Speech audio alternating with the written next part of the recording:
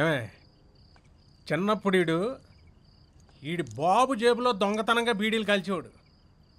నాకు చెప్తున్నాడు పిల్లల్ని ఎలా పెంచాలో. పోయింది వరడు అచ్చి అమ్మ అప్పారావు కుటుంబం పరువు ఈ రోజుతో పోయింది. రేపటి నుంచి ఎవడన్నా గడప తొక్కుతాడా? దండలు ఎందుకు, డెకరేషన్లు ఎందుకు? అర్ధరాత్రి పూట గుమ్మానుకున్న తోరణాలు తెంపకూడదండి, అశుభం. ఇంకేం అశుభం? జరగాల్సిందంతా జరిగిపోయింది కదా. రేపటి నుంచి గాంధీ బొమ్మ సెంటర్ నుంచి తలెత్తుకొని తిరగలనా?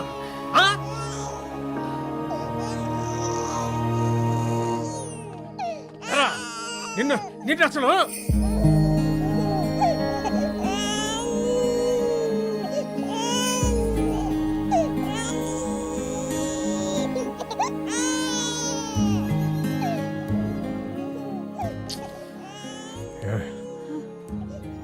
మాలే ఉన్న పట్టాడికి ఆకలిస్తున్నట్టుంది.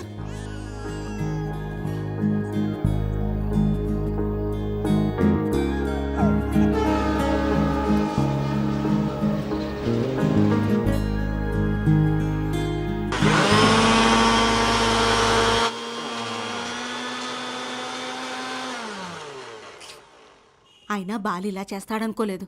అమ్మో, మీరైనా గట్టిగా బుద్ధి చెప్పుండాల్సిందండి. అంటే అమ్మాయి అబద్ధం చెప్తుందేమో అని ఆగా, లేకపోతేనా ఇంకేం తెలియాలి, సంకలో బుడ్డోడితో సహా వచ్చేస్తేనే. అయినా బాలుని మీరెనకేసుకొస్తున్నారేంటి? నిజం చెప్పండి. హలో, ఈ విషయం మీకు ముందే తెలీదు? చచ్చా, నాకు తెలిస్తే ఊరుకుంటానంటే అమ్మాయికి అన్యాయం జరిగించేవాడిని, ఇక్కడ దాకా రానిచ్చేవాడినా, అప్పుడే లెఫ్ట్ అండ్ రైట్ ఇచ్చేసేవాడిని. నేనే నిన్నే షాక్ అయిపోయాను. అందుకే మెత్తగా కనిపించే వాళ్ళని నమ్మకూడదంటారు. నువ్వు ఇంకా మెత్తకుంటావు కదే. అయినా ఇక్కడి నుంచి మీరు ఆ బాలతో తిరగడం తగ్గించేయండి. అసలు ఇంటికే రానివ్వకండి, వదిలిపోద్ది. ఇంకా ఎన్నున్నాయో ఏంటో ఇలాంటి.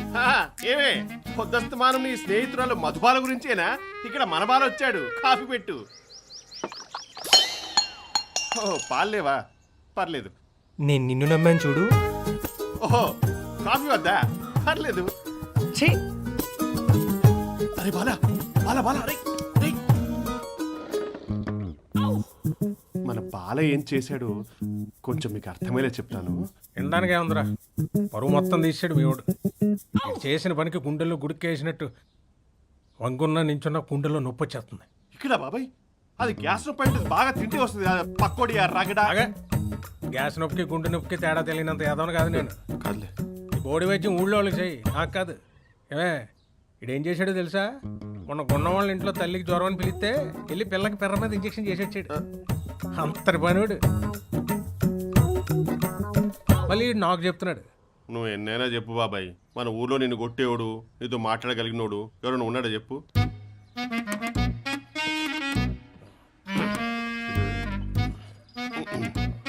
చెప్పు, ఏదో చెప్తాను.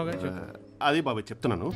ఇప్పుడు నీకు అన్ని విషయాలు మంచి పట్టుంటుంది కదా, అలాగే ఇప్పుడు మన పురాణాలు ఉన్నాయి కదా, అదే మహాభారతం, రామాయణం.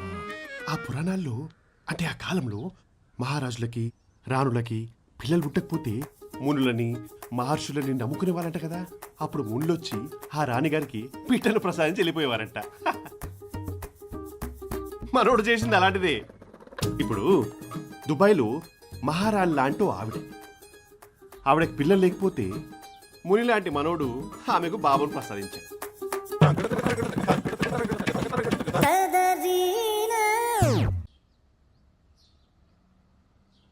ఏమా నీకేమో బుద్ధి ఉందా? ఇన్ని రోజులు ఏమైపోయా? నీకు మామిడికి ఏమైనా గొడవలు ఉంటే మాతో చెప్పుకోవాలి కానీ పిల్లాన్ని అలా పందిట్లో వదిలేసి వెళ్ళిపోతావా? అది కాదు బాబు, నేను చెప్పేది నేను ఒకసారి. ఇంకెవరు చెప్పింది అన్నాను రా. ఇక్కడ నుండి అంతా నేను చెప్పినట్టే జరగాలి. ఓర్మి మోమాటాలకు మాట్లాడే నువ్వేం కన్న తండ్రి కూతురు జీవితాన్ని ఇలా కాలుకోలేతావా? తండ్రి అయ్యో అది కాదండి. ఇంకేం కాదు. అయిపోయింది బావా, పాత కోడల్ని పట్టించుకోకు, కోడలు లోపల తీసుకెళ్ళి.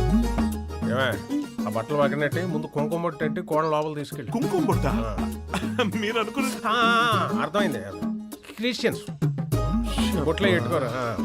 ఒకసారి పెట్టుకోమా మా కోసం. అంటే మొదటిసారి కోళ్ళగా గడప తొక్కుతున్నావు కదా.